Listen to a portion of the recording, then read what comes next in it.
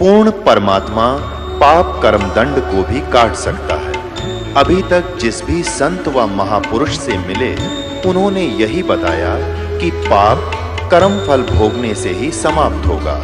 वो प्रभु कौन है जो पाप कर्म को काट देता है, वो काल के बंधन से छुड़वा देता है। उसका क्या नाम है, पूजा की विधि क्या है?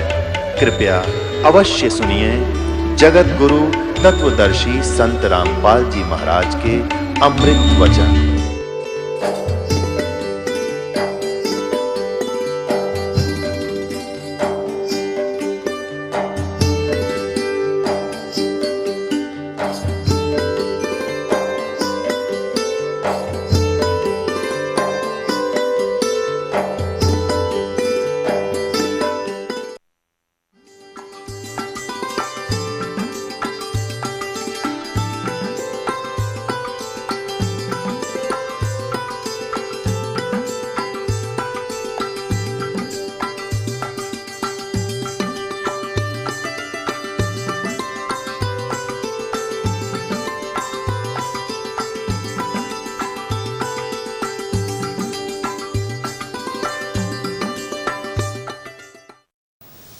वो शारदा जो थी एक भयंकर रोग से ग्रस्त थी।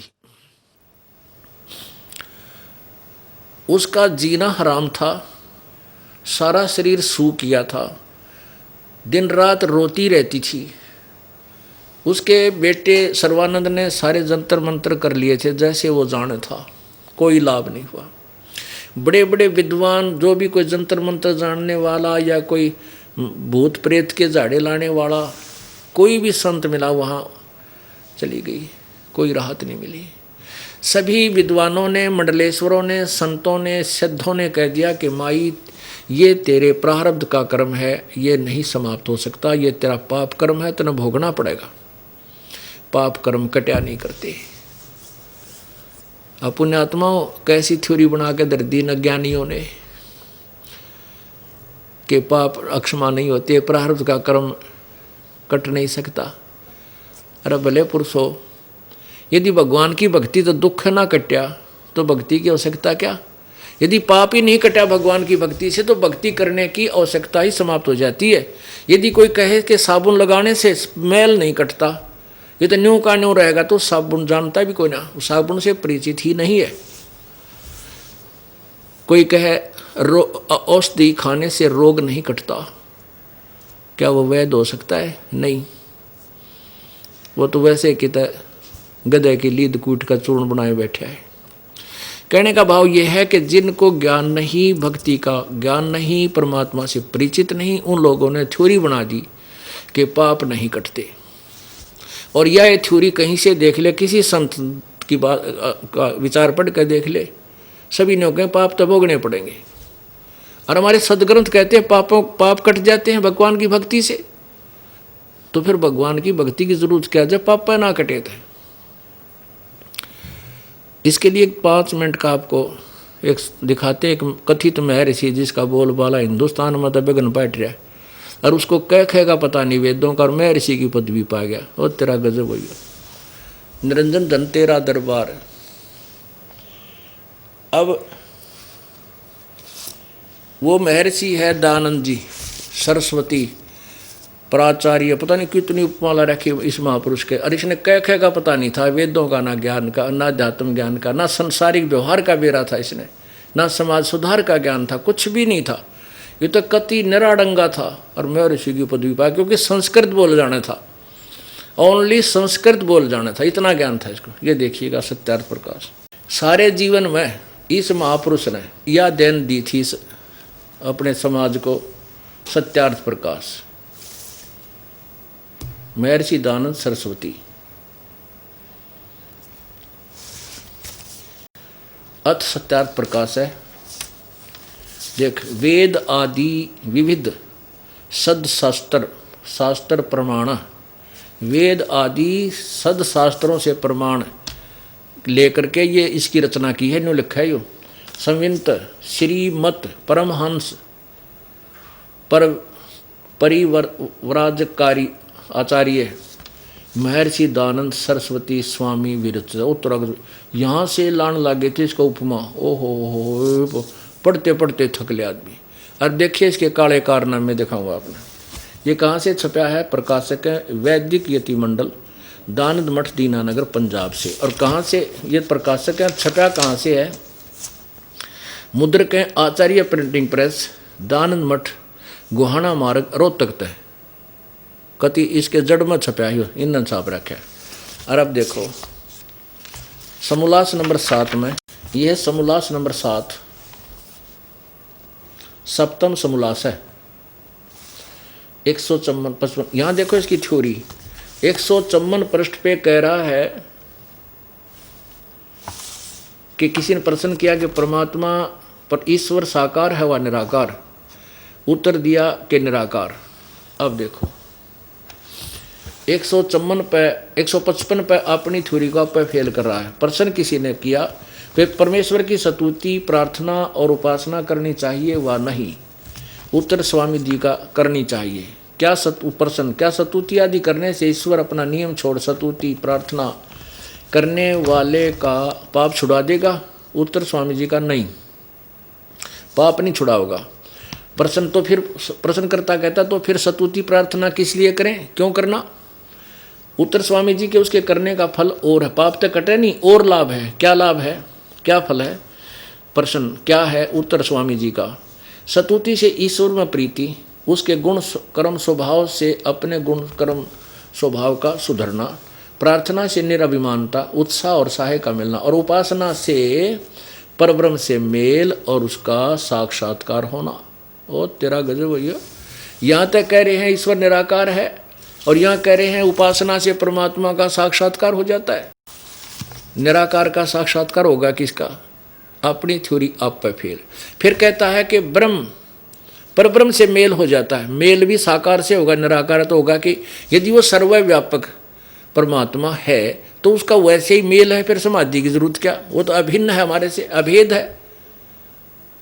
इस न तो भांग के नशे में बोल रखा है सारा सत्यार प्रकार। भांग पिया करता हो, ये सत्कर मानना, नहीं तो ना दोस्ती लाइव दिखा दो। ये देखिएगा, जिसने नैना बेरा तो पहले पृष्ठ पर के लेखर अगले पर क्या खंडन कर रहा है? महर्षि दयानंद समग्र क्रांति के अग्रदूत, ये संपादक हैं स्वामी सत्य प्रकाश सरस्वती, डॉक्टर रतन कुमारी स्वाध्याय संस्थान इलाहाबाद से ये प्रकाशित है।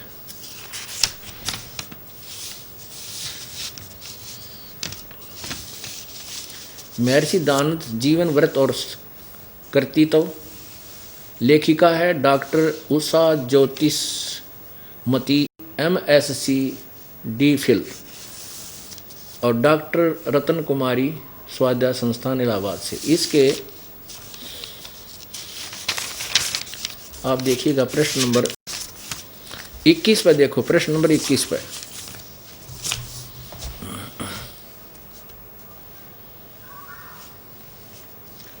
ये कहता है तत्पश्चात, ये यहाँ से चल रहा है कि 1913 में 1913 से चल रहा है विक्रमी। अगले 5 मास में कानपुर या प्रयाग के मध्यवर्ती अनेक प्रसिद्ध स्थान मैंने देखे। 1913, अब ये 1913 में ही यहाँ है।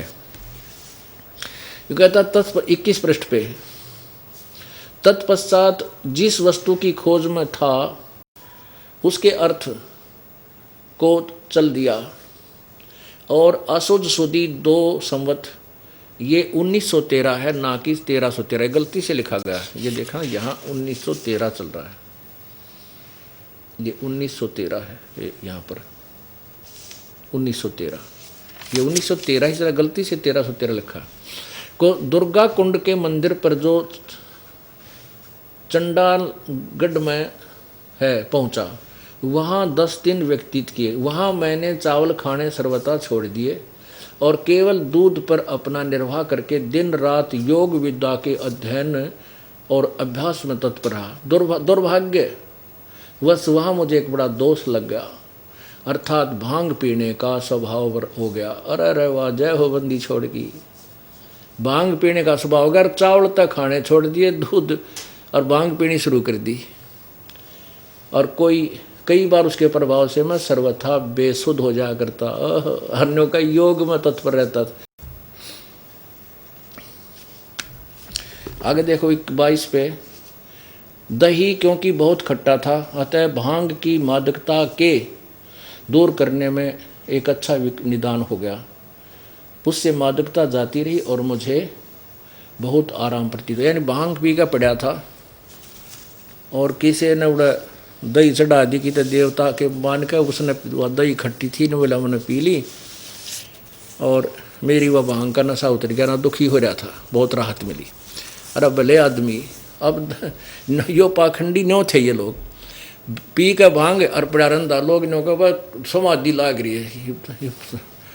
अब भांग पी के तो कितना पड़ा रहे, सुल्फा पी के पड़ा रहे, रात ने नो का मारे मेरे सी एक दिन गंगा के किनारे नो का नो बैठा लंगोट मर पो का महीना भांग पिए पड़ा था, इन्हें बेरा नहीं कित पड़ा हूँ। तो बड़ा देख कर लोग प्रभावित हुए, भाई बड़ा इसने सर्दी भी ना लगती। तो ऐसे ड्रामेबाज था यू। अब यू भांग पीकर ही लिखा करता था। जब इसने पहले पृष्ठ पर नहीं पता तू के लिख रहा है, अगले व खंडन कर रहा है। आगे देखो और भी बहुत से प्रमाण है, लेकिन अब समय कुछ प्रसंग दूसरा चल रहा है, फिर आइएगा उसी प्रश्न पे। अब इस विचार में इसने अपनी 3 थ्योरी फेल कर दी है। एक तो इसी 7वें अध्याय के क्यों कति प्रारंभ है, ये देखो अथ सप्तम समोल्लास प्रारंभ है, इसके प्रश्न नंबर 151 पे, ये 150 151 है। यहाँ किसी ने प्रश्न किया, वेद में ईश्वर अनेक हैं,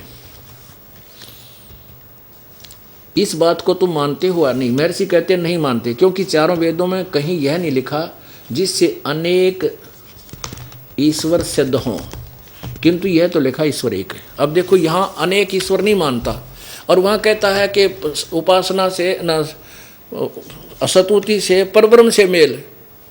अरे ब्रह्म को यू फालन भगवान मानता है, ब्रह्म। इसी के शुरू में देखना, यहाँ देखना, ये समोल्लास नंबर प्रथम समोल्लास है, प्रश्न नंबर 15 पे। ये क्या कहता है कि रक्षा करने से ओम, आकाशवत व्यापक होने से खम्ब और सबसे बड़ा होने से ईश्वर का नाम ब्रह्म है। फाइनल हो गया कि ये ब्रह्म को सर्वशक्तिमान यानी भगवान मानता है, नाम ब्रह्म है। आगे देखो, निरंतर व्यापक होने से परमेश्वर का नाम ब्रह्म है। ठीक है, यू कहता केवल वेदों में ब्रह्म लिख रखा है और दूसरा भगवान नहीं। अब यहाँ कहता है परब्रह्म से मेल। परब्रह्म का अर्थ क्या होता है? दूसरा ब्रह्म। 2 ब्रह्म हो गए, 2 भगवान, 2 ईश्वर खुद कह रहा है। और अपनी थ्योरी है कि ना और ब्रह्म नहीं होते, नहीं क्यों होता? और वहाँ लिख रहा है परब्रह्म से मेल, भांग पी का बांडा करता। अरे एक दादा एक परदादा, 2 दादे हो गए।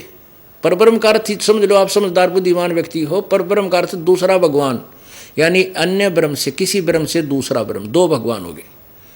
और यहाँ कहता है इसमें 3 थ्योरी फेल कर दी इसने। अब तीसरी करेंगे वेद। एक तो कहता है कि भगवान निराकार है, यह कहता है परमात्मा का उपासना से उसका परब्रह्म से मेल और उसका साक्षात्कार होना, वह निराकार वाली थ्योरी खत्म। फिर कहता है कि भगवान परब्रह्म, भगवान एक है नहीं, आप पर परब्रह्म लिखने लग रहा, दूसरा भगवान। अब तीसरी थ्योरी के पाप नष्ट नहीं होते, वो वेद करेंगे। अब दिखाता हूँ आपको, ये देखना 163 पर क्लियर है, ये देखना सप्तम समोल्लास 163 पृष्ठ पे किसी ने फिर प्रश्न किया, प्रश्न, ईश्वर अपने भक्तों के पाप क्षमा करता है वा नहीं? स्वामी जी का उत्तर नहीं, क्योंकि जो पाप क्षमा करे तो उसका न्याय नष्ट और सब मनुष्य महापापी हो जाएं। फाइनल देख ले, इसलिए सब कर्मों का यथावत फल देना ईश्वर का काम है, अक्षमा करना नहीं, यानी माफ नहीं करता। अब देखो, और यजुर्वेद क्या इसी के द्वारा अनुवादित है, ये देखिएगा, पवित्र यजुर्वेद। ये महर्षि दानव सरस्वती,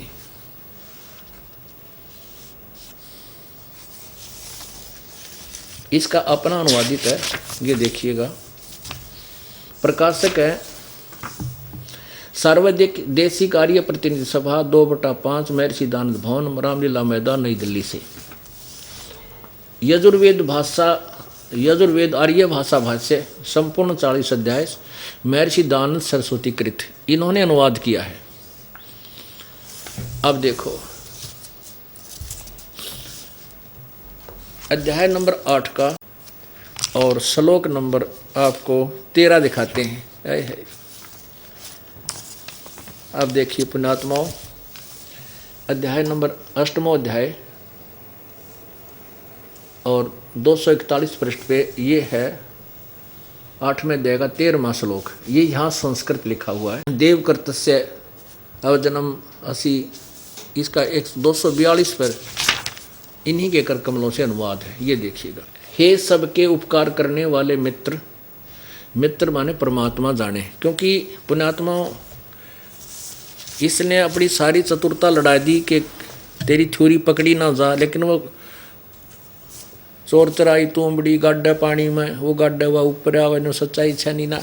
इन्होंने प्रथम अध्याय में स्पष्ट किया है कि मित्र का अर्थ परमात्मा होता है। ये देखिएगा, यही सत्यार प्रकाश है। इसके प्रथम समोल्लास में पृष्ठ नंबर 18 पे क्या लिखा है कि मित्रादि नामों से सखा इंद्रादि देवों से प्रसिद्ध व्यवहार करने योग्य उन्हीं का ग्रहण करना चाहिए। तो इसने क्या उत्तर दिया है यहाँ, यानी से देखिएगा, जो सबसे स्नेह करे और सबको प्रीति करने योग्य है वह परमेश्वर सबका सच्चा मित्र, इसलिए परमेश्वर का नाम मित्र है। यानी यहाँ मित्र शब्द परमेश्वर के लिए ये खुद कहता है ऐसा मित्र। तो यहाँ इसने इसी का प्रयोग किया ताकि छुपाना चाहा है कि मित्र मित्र कर दूँ तेरी थ्योरी फेल ना हो, लेकिन इसमें 7 बार लिख रखा है परमात्मा घोर पाप भी काट देता, नहीं तो ये गोलमोल कर जाता इसको। हे सबके उपकार करने वाले मित्र यानी परमेश्वर, आप देवकृतस्य दान देने वाले के, आए है अपने वेद कहते हैं दान देने वाले के भी पाप काटता है। कि एन से माने अपराध, एन से शब्द देखना आप संस्कृत में, एन से माने अपराध, और अवैजनम विनाश यानी अक्षमा करने वाले असी माने हो। आप हे सबके उपकार करने वाले मित्र यानी परमेश्वर, आप दान देने वाले के अपराध के विनाश करने वाले हो, अक्षमा करने वाले हो। मनुष्य कर्तस्य, साधारण मनुष्यों के किए हुए एनस्य माने अपराध, एनस्य माने अपराध है, एवजन माने विनाश करने वाले हो, ये भी साथ याद रख। असी माने हो, पितृ कर्तस्य, पितृ के पिता के किए हुए, एनस्य माने विरोध आचरण के, नहीं विरोध मतलब अपराध के समझो, इन्होंने विरोध आचरण लिखा। एनस्य माने अपराध के, अच्छे अविजनम माने विनाश करने वाले हो, हरने वाले हो, ठीक है। आत्म कर्तस्य, अपने किए हुए, एनस्य माने पाप के, एनस्य माने पाप अपराध कुछ भी कहो, एनस्य माने पाप के, अवजन माने दूर करने वाले या नाश करने वाले हो। एनस्य अनस्य, अधर्म के अधर्म यानी घोर पाप के भी आप नाश करने हारे हो। जानता हुआ मैं जो कुछ भी अधर्म आचरण किया करता हूँ वह करूँ, है अनजान में जो कुछ भी किया करता हूँ वह करूँ, उस सब के, एनस्य माने दुष्ट निपाप के, एवजन माने दूर करने वाले, समझो चाहे नाश करने वाले हो हैं। ओए होए, देख वेद तो कह रहे हैं कि जब आप सत भक्ति कर रहे हो और पहले जाने अनजाने में जो भी तुम्हारे पाप खत्म हो गए हैं उनको पूर्ण परमात्मा कति नाश कर दे, घोर अपराध को भी नाश कर देता है। अपनात्मा वेद और गीता जी तो परमेश्वर के गुणों का यथार्थ वर्णन है। जैसे किसी साबुन के बनाने वाले ने साबुन के गुणों को किसी साबुन के लिए बनाई गई बुक में लिखा है, वो तो सही है। उसके विरुद्ध कोई कहता है कि साबुन पाप नहीं काट सकता, उससे और लाभ होता है क्या कि कपड़ा मजबूत हो जाता है। क्या उसने कभी साबुन देखा है? नहीं, वो तो ढोंगी और पाखंडी मिसगाइड करने वाला एक केवल बकवादी आदमी है। अब औषधि के गुणों में लिखा है कि ये औषधि इस रोग को नाश करती है, और कोई कहता है कि औषधि से रोग नहीं कटता, पहलवान बन जाएगा, तो क्या वो वैध हो सकता है? ऐसे मैं ऋषियों को इन्हें तो है ना नाश कर रखा है इस भक्ति ज्ञान मार्ग का। और हम इतने अंधे होकर इनके पीछे लग लिए कि मैं ऋषि दान के सारे ऋषि नहीं हो तो गजब भाई। और इसने कह नहीं बेरा था किसी क्षेत्र का। अब दास इसलिए बूढ़ा बुरा कहलाता है कि सच्चाई कहनी पड़ेगी मैंने, क्योंकि मेरे भगवान ने ड्यूटी ला दी। अब किसी ने तो सिर फुड़वाना ही पड़ेगा भाई, इस जनता को जगाने के लिए, इस भोली आत्माओं का कल्याण कराने के लिए। और जब ये जाग जाएंगे फिर आप पर झंडा उठा लेंगे भगवान का। फिर ये आप पर होंगे ऊपर न मुँह करके, जो नकली आचार्य बने बैठे, गुरु बने बैठे हैं, इनकी दुकान बंद हो जाएंगी। ये छुपते फिरेंगे, कितने विदेश में जाकर बसेंगे, ढूंढे भी नहीं पाओगे। ये अपने अनुयायियों का सामना नहीं कर सकेंगे एक दिन। इतना ज्ञान युक्त कर दूंगा इन प्राणियों को। और ये इनकी रांद कटी है, गैर संसार जा गया। बात ये डाल रहे, झूठ बोलता है, क्या जाने वो। अब मैं तो नहीं जानता, पर अपने सदग्रंथ तो अपने सामने है, इन्हें तो देख लो।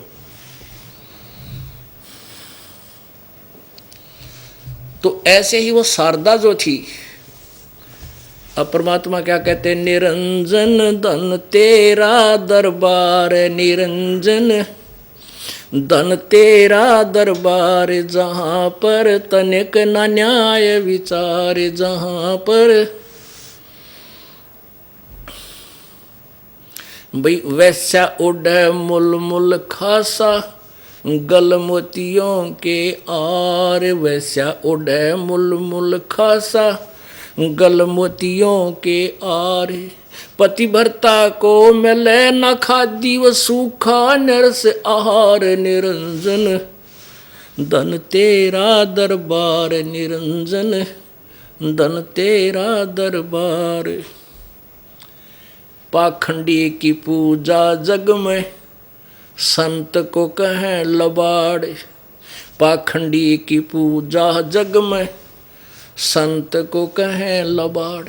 इन अज्ञानियों को परम विवेक की, और ज्ञानी को मूड गवार, निरंजन धन तेरा दरबार, निरंजन धन तेरा दरबार, निरंजन धन तेरा दरबार। जहाँ पर तनिक न न्याय विचार, जहाँ पर तनिक न न्याय विचार। कह कबीर सुनो भाई साधो, सब उल्टा व्यवहार, कह कबीर सुनो मेरे साधो, सब उल्टा व्यवहार। भाई सच्चों को तो ये झूठ बताओ, इन झूठों का एतबार, निरंजन धन तेरा दरबार, निरंजन धन तेरा दरबार। जहाँ पर तनिक न न्याय विचार, जहाँ पर तनिक न न्याय विचार। कह कबीर सुनो भाई साधो, या सब उल्टा व्यवहार, कह कबीर सुनो भाई साधो, सब उल्टा व्यवहार। सच्चों को तो ये झूठा बताओ, इन झूठों का एतबार, निरंजन धन तेरा दरबार, निरंजन धन तेरा दरबार। सत साहिब परमात्मा रोया करते उस समय कहते थे, देख रहे काल तने जुल्म कर रखा, मैं साची को मन तो लफंडर बतावे, नो के जाना तंबूरे लेकर गाया करता होता है। इस मैं ऋषि ने भी लिख रखा 11वें समोल्लास में। कबीर तो अशिक्षित था, ब्राह्मणों के पास गया पढ़ने के लिए, उन्हें भगा दिया, पढ़ाया को नहीं, अपने आप भाषा बना के उठपटांग गाने लग गया, तंबूरे ले गाया करता। कुछ नीच जुलाए उसके जाल में फंस गए। अरे तेरा गजब हुई। तो परमात्मा इसलिए कहते हैं, इन सच्चा न था अमनता ने का झूठ बतावे, इन झूठा का एतबार। और अज्ञानी को परम विवेकी, इसमें ऋषि कहें इसने दानंद ने, रे तेरा गजब हुई है, ये तो कति झोटे के से दिमाग का था। और कबीर परमात्मा को कहते तो गंवार था, मूड था। और जिस मालिक ने सारा ज्ञान वहाँ उस समय खोल कर रख रखा, कति हथेड़ी पर रखा हुआ, आज इस दास को खजाना दिया उस परमेश्वर ने।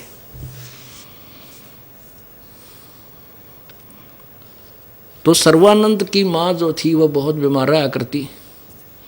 इन सब नकली में ऋषि संतों के पास धक्के खा कर बैठ गई, और सब ने ये कह दिया कि तेरे भाग में यो पाप है, तेरा भोगना पड़ेगा, यो कटे को नहीं।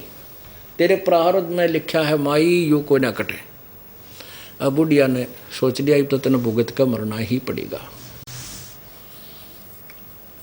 कबीर परमेश्वर की शरण में आने के उपरांत बहुत से ब्राह्मण परिवार भी लोक लाज त्याग कर जो कति मर लिए, जिनको समाज ने भी रिजेक्ट कर दिया। जैसे एक ब्राह्मण था, उसकी पत्नी बीमार, बालक बीमार, आप तकलीफ में, टोटा बहुत घना निर्धन हो गया, सब जगह हार लिया, थक लिया, कितने उन बच्चों का कोई इलाज नहीं हुआ। और उनके रिश्तेदार भी मुंह मोड़ गए। ब्राह्मण लोग उनके दर्शन से भी तो अंदर से कुंडी लगा दिया करते और बच्चा ने कह देते, कह जड़ को ना बाहर जा रहे हैं, कदे यू पैसे मांगना आ जा। तो ऐसा दुखी हो गया वो, कह उसके मन में ये समा गया कि अपना कोई नहीं है। तो उसको किसी एक भगत ने बताया कि हमारे गुरुदेव के पास चलो, आप उपदेश ले लो, आपका कल्याण हो जाएगा। अब मरता क्या नहीं करता, उसको बता दिया गया कि वो जुलाहा है, धानक है। तो उस ब्राह्मण ने यूँ कहा, भाई कोई भी हो, मेरी जान बचनी चाहिए, मेरे बालक बच्चे।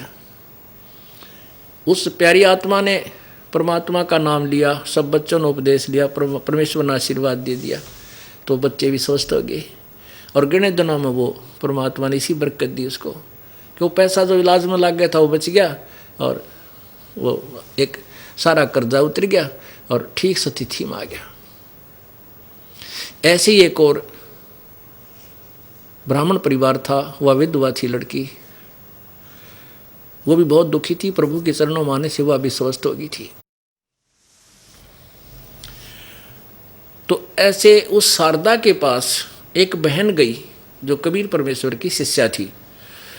उसने जाकर पूछा कि शारदा कुशल मंगल हो। शारदा ने कहा, बहन के कुशल मंगल हूँ, मैं तो अंतिम सांस गिन रही हूँ और मेरा ऐसे भयंकर रोग है। बहन ने उसने परमेश्वर की शिष्या ने पूछा कि कहीं आपने इसका ट्रीटमेंट इलाज वगैरह करवाया? कहने लगी सब जगह, वैद्य भी थक लिए, फिर और सब संतों के पास, सबके पास जा चुकी हूँ।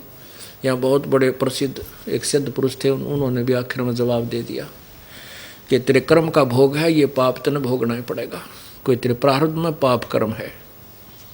तो उस बहन ने कहा कि बहन एक मैं अर्ज करूँ तेरे तय, आप हमारे गुरु जी से उपदेश ले लो, मेरी प्रार्थना आपसे, सच्चे दिल से आप समर्पण करो उस परम पिता के चरणों में, आपका रोग नहीं रहेगा। अब जो कह अरे मरता के नहीं करता है, उसने सोचा चल वे तो भी बता दे कौन है वो संत, मैं चल पड़ूंगी।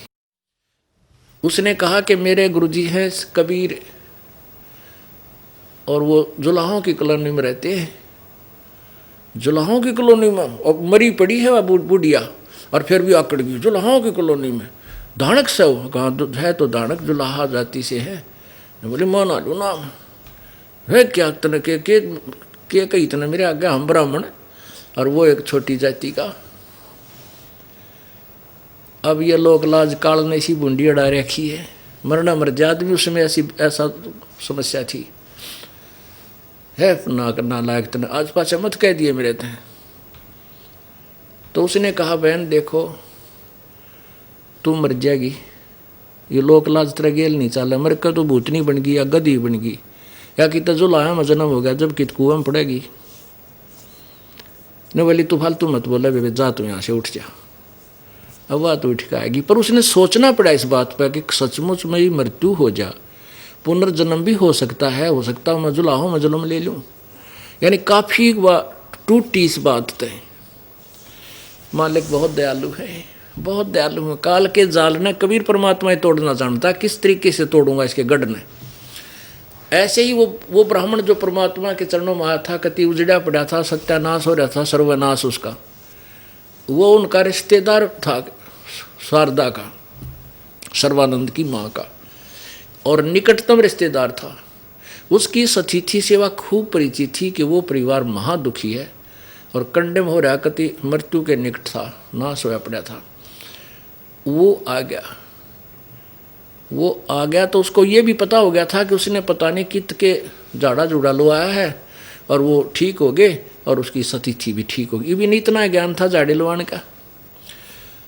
तो वो पंडित उनके घर आया रिश्तेदार, और शारदा को देखा, उसकी हालत बहुत खस्ता थी। पूछा कि रिश्तेदार क्या दिक्कत आपको, क्या कहानी, आप तो बहुत कमज़ोर होगी, बड़ी मोटी ताजी थी। वो कहने लगी कि मैं अंतिम सांस गिन रही हूँ रिश्तेदार, और ऐसी ऐसी सब जगह इलाज करा लिया, मेरा कोई ट्रीटमेंट कितना नहीं हुआ, ना जंतर से, ना मंत्र से, ना किसी संत से। मेरे बारे में लिखा है कि कह दिया सभी ने कि तेरा प्रारब्ध है, ये पाप कर्म तेने भोगना ही पड़ेगा, अंतिम सांस तक तेने भोगना पड़ेगा, तेरी मृत्यु के साथ समाप्त होगा। अब उसने कहा कि शारदा, आप मेरी सतिथि से परिचित हैं, मेरी क्या दुर्गति हो रही थी, पूरा परिवार ऐसी स्थिति आ गई थी, कई बार तो मैं चाहता था कि सारे परिवार को विष दे दूं और मैं भी खा कर मर जाऊं। और जिस दिन से मैंने अपने गुरुदेव की शरण ली है, मेरा परिवार भी स्वस्थ हो गया, और आपको पता है मेरे ऊपर कितना कर्जा था, रिश्तेदार भी मेरी शक्ल देखना नहीं चाहते थे, आज वो मेरे से उधारा ले जाते हैं। ये मेरे परमात्मा की कृपा है, और चल तो भी नाम ले ले, तेरा रोग कति खत्म हो जाएगा, मैं गारंटी देता हूँ, पर सच्चे दिल से समर्पण करना। अब शारदा ने कुछ आई समझ में, भाई युद्ध ब्राह्मण है, समझदार आदमी है, इसने जरूर कोई उच्च जाति का गुरु बनाया होगा। कहने लगी ठीक है भगवान, जैसे तू कहेगा मैं कर लूँगी, आपका गुरु कौन है? वो कहने लगा मेरे गुरु जी हैं कबीर परमात्मा, जुलाहों की कॉलोनी में आपके नगर में रहते हैं। फिर आकड़गी बुढ़िया, वो धानक है, तन शर्म नहीं आती, तन तो नाश कर दिया इज्जत का। जब वो ब्राह्मण कहने लगा ए भूतनी, जब मेरी बिरान माटी हो रही थी, कित गया था ब्राह्मण समाज को चौनी देने तैयार नहीं था, मेरे तो नफरत करते थे, आज मैं उस जुलाहे के धानक की शरण में गया तो मेरा परिवार बच गया, मेरे पास 2 पैसे हो गए। अब वो ब्राह्मण मेरा चक्कर काटे हैं उधारा लेने के लिए, और वे तने ना समझ में आती, मर कुएं में पड़ गए। अब यह बात उसका समझ में आ गई, भाई रिश्तेदारी और ये ब्राह्मण कुल जब कित गया था, जब ये भूखा मरा था। एक दिन फिर परमात्मा ने दया करी, क्योंकि मालिक जाने क्यों कर जड़ निकाल लगा काल की, एक और सहेली भेज दी उसकी शारदा के पास के शारदा आजा, मान जा मेरी बात, हमारे गुरु जी से नाम ले ले, आज सत्संग होगा तेरे पड़ोस में, अब देख दयालु कैसे हैं। उस शारदा के 4-5 मकान छोड़ के गरीब से घर में सत्संग था रात्रि का। अब उस सहेली ने, उस बहन ने जाकर के शारदा से कहा कि शारदा आजा, आज तेरे पड़ोस में सत्संग है, सत्संग तो सुन ले, इसमें भी किया जा है तेरा। ने बोली ना, मैं ब्राह्मण रूढ़ा छोटी जाति वाले आगे क्यों करता। पर उसने नो सोच ली कि आज मैं परीक्षा लूँगी इस गुरु की, संत की। उसने क्या किया कि मैं घूंघट काट कर जाऊँ, पहले पर्दे बहुत रखा करती थी, और किसी के पहचान में नहीं आऊँगी कौन है। यदि इस महात्मा ने इस संत के मेरे आशीर्वाद देने से मेरा रोग ठीक हो गया तो मैं चरण छुप पकड़ लूँगी, फिर मैं लोक लाज नहीं देखूँगी। क्योंकि समय पर रोटी नहीं, खाना नहीं खा रही थी, और बुरा हाल था, सारी रात रो रो कर काटे थी। उसने अपनी जो स्कीम थी पूरी तैयार कर ली। परमात्मा भी पहुँच के पता था अपनी प्यारी आत्मा को कैसे लेना शरण में। बैठ के भगवान का वहाँ आसन लगा दिया, यानी एक चारपाई पे, और श्रद्धालु 20, 30, 50 जिसने आए वो चरणों में मत्था टेक रहे थे और अपना अपना स्थान ग्रहण कर रहे थे, इधर लेडीज इधर जेंट्स। अब वह भी आई पर्दा करके। रात का समय उसमें ज्योति जलाया करते थे, जो हवन का काम भी करती थी, देसी घी की जोत दीपक खड़ा, और वो हवन का भी काम करती, रात में रोशनी भी रखती। मंदा मंदा टिमटिमाता रोशनी थी, प्रकाश था, और पर्दा डाल रखा था, और से जाके नो चरण छुए। परमात्मा ने सिर पर हाथ रखा और बोले हे बम, हे सर्वानंद की माँ ब्राह्मणी, आज दानक दौरा क्यों कराएगी, जुलाहे के पास क्यों के आगी, इतने के थूकेगा तेरा ब्राह्मण समाज। अब मालिक ने हाथ रखा था और वह स्वस्थ होगी, कुत्ती जैसे उसका बीमारी ठीक होना। वहीं चरण पकड़ दिया और पर्दा दिया उठा कि पकड़ी तो गई है तो भी, और फिर उधर से वो ठीक हो गया, स्वस्थ होगी। चरण पकड़ दिए ने बोले परमात्मा कहाँ छुप रहे थे तुम। परमात्मा बोले बेटी, इस काल ने ऐसा जबरदस्त गढ़ बना रखा है, मेरी आत्माओं को आपस में दुश्मन बना दिया, हिंदू मुसलमान बना दिए, सिख ईसाई न्यारे न्यारे हैं, और जाति ऊंची नीची करके इसे फांस दिए कि मैं किस किस ने समझाऊं, या कुआ मांग पड़ी। फिर वह बैठ कर सत्संग सुना, सारी कहानी फरमाई परमात्मा ने। फिर लगातार उसने कई सत्संग सुने, वह ज्ञान से परिपक्व हुई, ज्ञान समझ में आ गया, क्योंकि उसका दुख दूर हो गया था, इसलिए सारी बात सच्ची लग गई थी उस परम पिता की। फिर उसने अपने पुत्र सर्वानंद से कहा, बेटा क्यों डले डोए, कल्याण करा ले, परमात्मा आए हैं, बेटा नाम ले ले, तेरा उद्धार हो जाएगा। तेरे पास कह का भी ज्ञान नहीं, तेरे ज्ञान ने मन 40 साल हो गए सुनते ने, तो नहीं जानता बेटा कह भी कुछ नहीं ज्ञान तेरे को। ने बोला माँ किसी बात करे तो मैं 4 वेदों का ज्ञाता, गीता जी ने मन कंठ से याद करा के। ये माँ के बोला गणा बेटा जवान, और कदे नाराज हो जा, अच्छा भाई ठीक है। तो उसने सर्वानंद ने कहा कि माँ मेरा नाम तू सर्वाजीत रख दे। अब शारदा बोली क्यों बेटा, सर्वानंद के बुंडा नाम है, बढ़िया नाम है बेटा। अगर नहीं माता बात और है, मैंने सारे ब्राह्मणों को विद्वानों को शास्त्रार्थ में पराजित कर दिया, और मैं चाहता हूं कि मेरे नाम ही ऐसा रखा जाए कि सब परिचित हो जाएं, सर्वाजीत आ गया, यानी सबको जीता हुआ। उसकी माँ बोली बेटा तूने सारे ब्राह्मणों को सब विद्वानों को हरा दिया, कहाँ कति सबको टोटली हरा दिया, तो एक ब्राह्मण एक विद्वान को और हरा दे बेटा, मैं तेरा नाम सर्वाजीत रख दूंगी, ना तेरी माँ नहीं तेरा नाम बदले। अब बता माँ कौन है वो, कि मेरे गुरुदेव कबीर परमात्मा, उस विद्वान ने तू पराजित कर दे।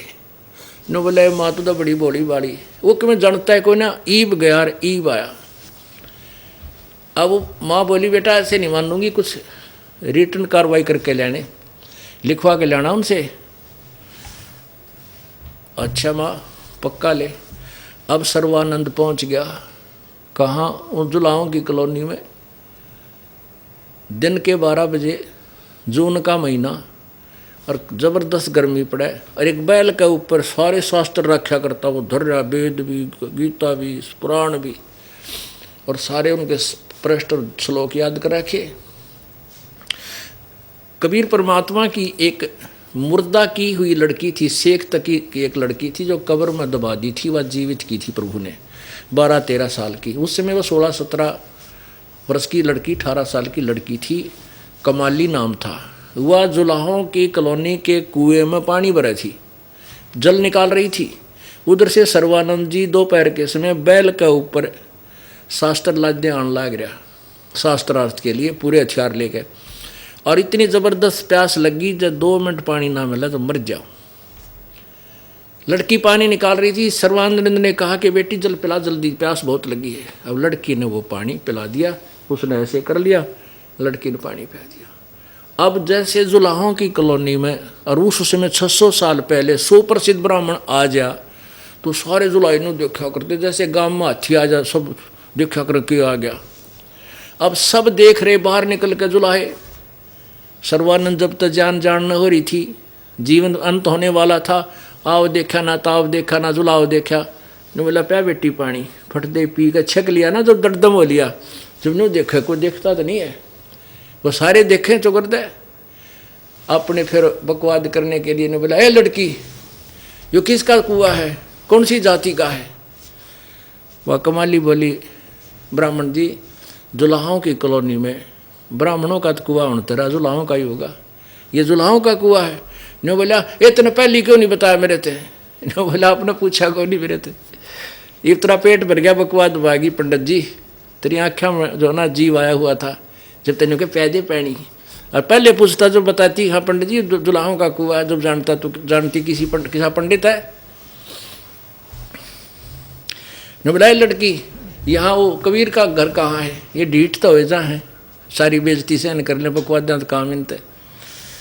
ने बोला वो कबीर का घर कहाँ है। अब जाने वाला लड़की भी की कि मगज बिठान आया है मेरे पिता, मुँह बोले पिताजी के साथ, गुरुदेव के साथ। ने बोली आजा स्वामी जी मेरे पीछे पीछे, मैं उन्हीं के बेटी हूँ और आपको उनके घर छोड़ दूँ, अपने घर ले चलती हूँ, आ जाओ। पंडित जी बैल के साथ साथ पीछे पीछे। वह लड़की माड़ी जल्दी ही चल के घर में प्रवेश कर गई और जल उतार के कहने लगी, पिताजी एक ब्राह्मण आ गया और आपको पूछ रहा है, और उसके ऊपर ना बैल के ऊपर गणेश शास्त्र रख रखे हैं, लगता आपके साथ वो वाद विवाद करेगा। परमात्मा बोला, बेटी आने देने, इन सारे सिर फिरे हैं, ये भी कह लेगा जो इसके मन में है, आने दे। बुला लिया उसने, जा। वो बाहर गई लड़की कि आ जा पंडित जी, ये हमारा घर, हमारे पिताजी अंदर बैठे हैं। अब पंडित जी अंदर नहीं जावा है, एक लोटा ने बोली, बेटा पानी लायक, एक लोटा ले रहा था वो खाली, ने बोला, बेटी जल के लोटे भर दे मेरे ने। अब कमाली ने ला कर वो जल का लोटा फुल्लों फुल कर दिया, और डाल दे और डाल दे, कति ऊपर के किनारों तक भर गया हो लबालब।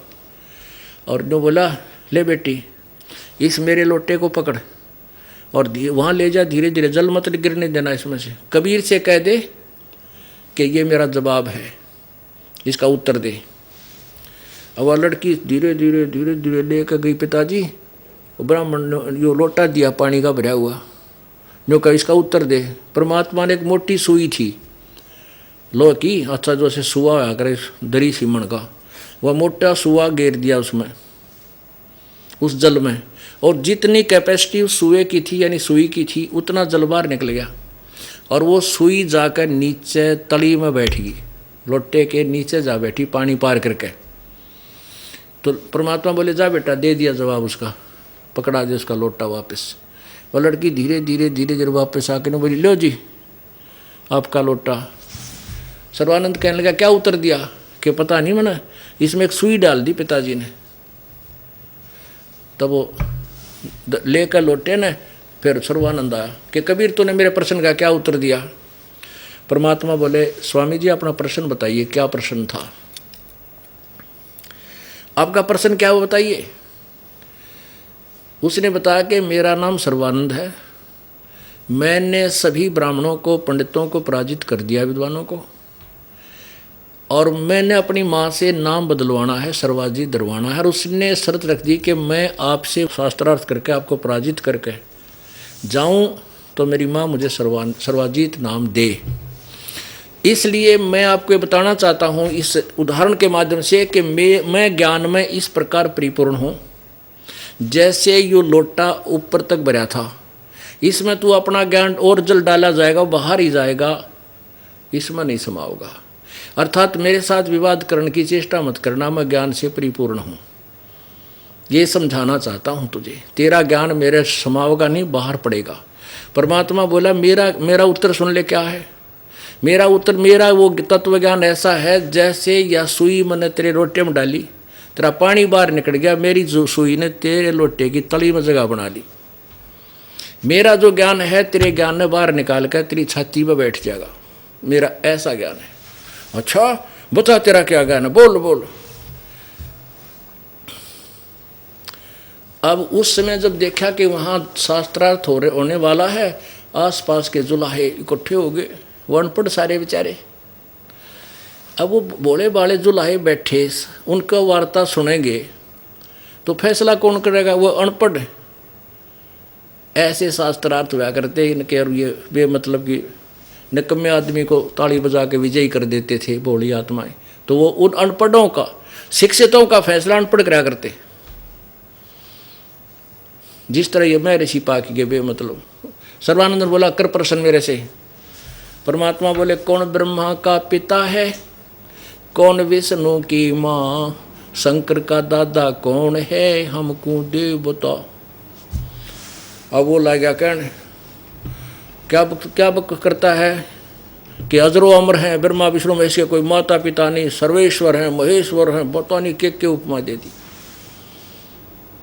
अब परमात्मा कहने लगे, भाई बात सुन, शास्त्र तेरे पास है, देवी पुराण ला रखिए, कहाँ ला रखिए, खोल उसके तीसरे सकंद में। अब देवी पुराण संस्कृत में, वो पहले शास्त्र संस्कृत में थे, अब हिंदू अनुवाद हो गया। देखिएगा पवित्र देवी पुराण, गीता प्रेस गोरखपुर से प्रकाशित है।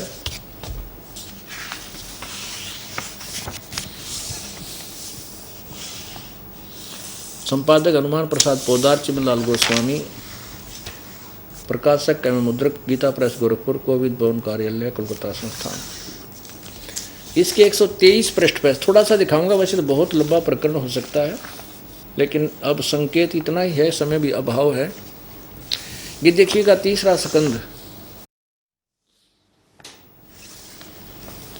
123 पृष्ठ पे विष्णु जी दुर्गा की स्तुति कर रहे हैं। तुम शुद्ध स्वरूपा हो, ये संसार तुम्ही से उद्भासित हो रहा है। मैं विष्णु, मैं अर्थात विष्णु, ब्रह्मा और शंकर, हम सभी तुम्हारी कृपा से विद्यमान है। हमारा आविर्भाव मन जन्म, तिरोभाव मन मृत्यु हुआ करता है। केवल तुम ही ने तो जगत जननी प्रकृति हो, और प्रकृति और सनातनी देवी। भगवान शंकर बोले, देवी यदि महाभाग विष्णु तुम्ही से प्रकट हुए हैं तो उनके बाद उत्पन्न होने वाले ब्रह्मा भी आपके बालक हुए। फिर मैं तुमको लीला करने वाला शंकर क्या तुम्हारी संतान नहीं हुआ? अर्थात मुझे भी उत्पन्न करने वाली तुम ही हो। अब क्या हो गया? परमात्मा बोले, पढ़ के देखते तीसरे स्कंद श्री देवी भागवत के।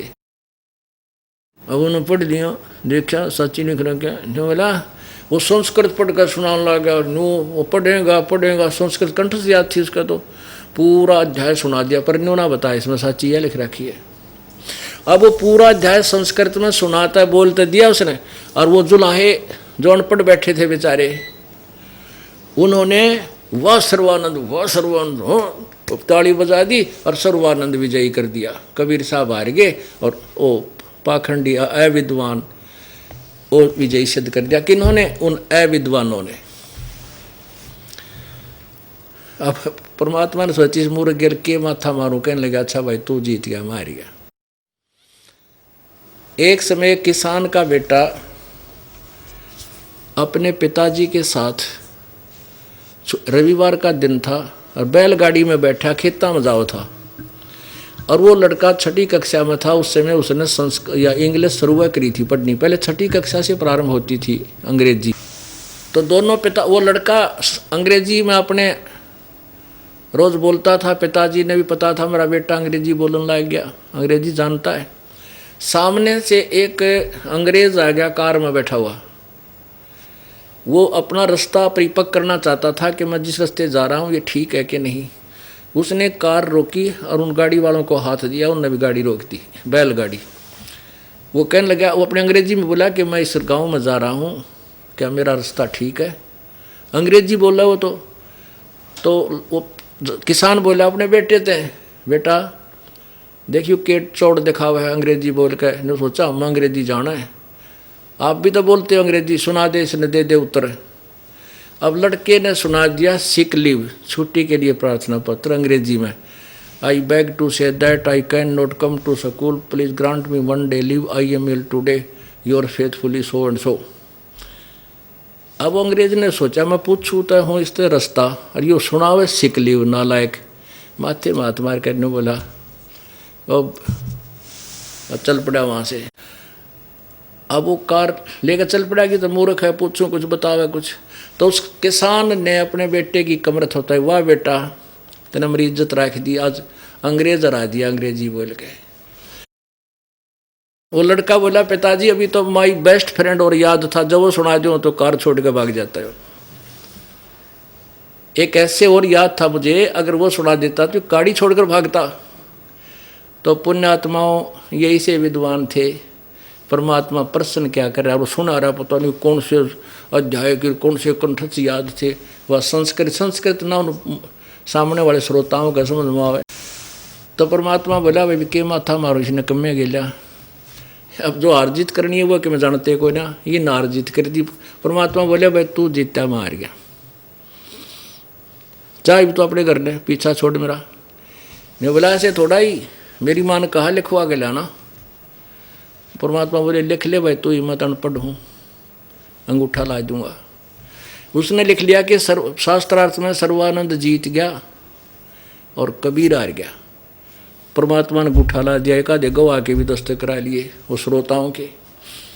अब लेकर अपनी माँ के पास गया, कति चौड़ा होकर के जाते कहने लगा, माँ ले 2 मिनट बिना टिक्या मेरा आगे जाते और मान ली। अब बेटा पढ़ कर सुनाता है। अब वो पढ़ कर सुनाने लगा, उसमें के पाया कि शास्त्रार्थ में सर्वानंद हार गया, कबीर जीत गया। हाँ वो तरह का जब ये ने बोले माँ मैं जो ना धोखे से लिखा गया मेरे से, और मैं अब जाता हूँ दोबारा लिखवा के लाता हूँ। अग जा बेटा दोबारा लिखवा लिया।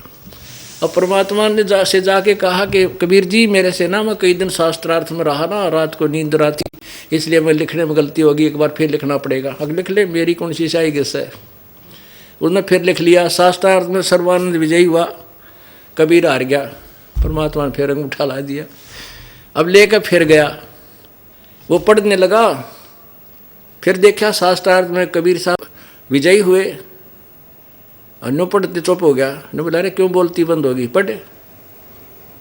उसकी मान तो बेरा था, मूर्ख बकवाद कर रहा, किस गेला टकरा गया, पढ़ गया। ने बोला माँ मेरे से ना भूल लाग जाए, गलती से लिखा गया, 2 अक्षर तो नून नून लिखे गए। अब बेटा फिर तीसरी बार फिर गया, फिर लिखवा लिया। अब उसने सोचा कि मैं इस घर से बाहर पढ़ता हूँ अपने घर से तो ठीक अक्षर है, अंदर जाने के बिजली पड़े या। तो वो अपने द्वार में प्रवेश करता करता न्यू दृष्टि काट रहा। अब उसकी आंखों के सामने अक्षर उलट पलट हो गए। न्यू कर रहा। उसकी माँ बोली रे बोली वे, कति कलेजा पकड़ के बैठ गया, डर गया वो, कलेजा पकड़ के बैठ गया। न्यू बोली रे निकम्मे, इतना शर्म आई कुछ। परमात्मा ने जो शब्द कहे साची थे कि झूठे, तो अपनी आत्मा से कह दे मेरे सर पादर के माँ सारे साची थे, पर मैं अहंकार व स्वीकार नहीं कर पाया। ईब के सलाह तेरी एक मैं नाम लूँगा। अग पटक दे इन पोथ्या नर चाल मरी गेला। ने बोला तू चाल मरी गेला, मैंने शर्म आवे, हक चाल यो रोग में कटवाऊंगी तरह। वाले कि उस सर्वानंद ने परमात्मा के चरणों में घेर दिया, बेटा कल्याण करवा ले, क्योंकि माँ अपने बेटे को कभी भी दुखी देख कर राजी नहीं होती। उस दिन के बाद उस सर्वानंद ने नाम ले लिया। फिर उस सर्वानंद की कोई ना माने, ने कोई भी झूठा पागल है, ये तो पागल बना दिया, मेरा नहीं के प्या दिया, इस ये भी उल्टा बोल रहा है। तो पुण्यात्मा वो समय कुछ ऐसा था कि सब अशिक्षित थे। अब ये समय परमात्मा ने पहले सिलेक्ट किया था कि इस बिचली पीढ़ी जब आवेगी, जब देखूंगा इन्हें।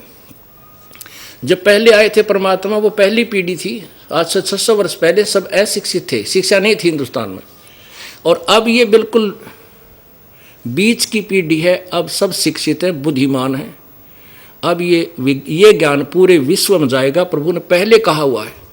और आने वाली जो लास्ट पीढ़ी होगी वह कृतघ्नी हो जाएगी, कति दुष्ट हो जाएंगे, लास्ट में जाकर कलियुग के कोई भक्ति नहीं करेगा। तो इस बिचली पीढ़ी में जिनका मनुष्य जीवन है और ये दास का ज्ञान आपके पास है, धन्य आपके माता पिता ने जिससे तुमने जन्म हुआ, ऐसा ज्ञान और आपका मनुष्य शरीर बेड़ा पार करवा लो। बोलो सतगुरुदेव। कर जोरूं विनती करूं, धरूं चरण पर शीश। गुरु राम देवानंद जी महाराज ने दियो नाम बख्शीश। कोटि कोटि सिजदा करूं, कोटि कोटि प्रणाम। चरण कमल में राखियो मैं बांदी जाम गुलाम। कुत्ता तेरे दरबार का, मोतिया मेरा नाम। गले प्रेम की जेवड़ी, जाखें चोवा जाऊं। तो करो तो बावड़ूं, दूर दूर करो तो जाऊं। जो राखो तो ही रहूं, जो देवो सो खाऊं।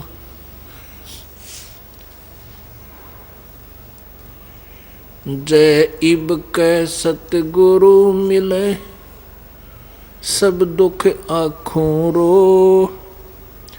चरणों ऊपर शीस धरूं, कहूँ जो कहनी हो।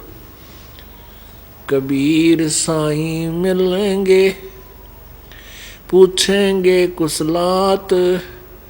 आदि अंत की सब कहूँ, अपने दिल की बात। गुरु जी तुम ना भूलियो, चाहे लाख लोग मिल जाही। हमसे तुमको बहुत है, तुमसे हमको नाही। तुमरे विसारे क्या बने, मैं किसकी शरण में जाऊं। शिव ब्रंच मुनि नारदा, इनके हृदय न समाऊं।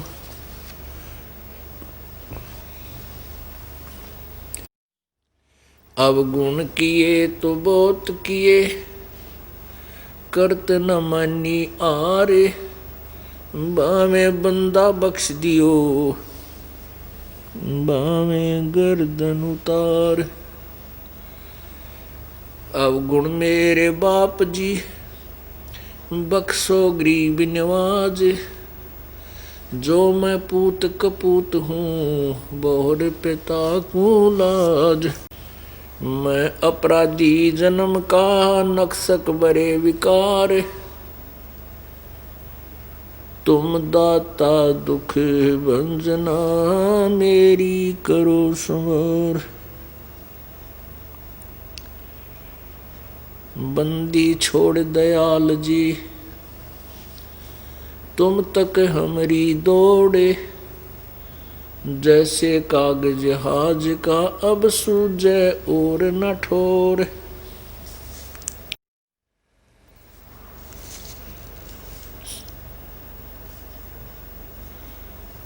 बंदे तो कर बंदगी, जय चावे दीदार। अवसर मानुष जन्म का, भाई मिलन बारंबार। मानुष जन्म पाए के, जो नहीं रटे हरि नाम। जैसे कुआ जल बिना, फिर बनवाया किस काम।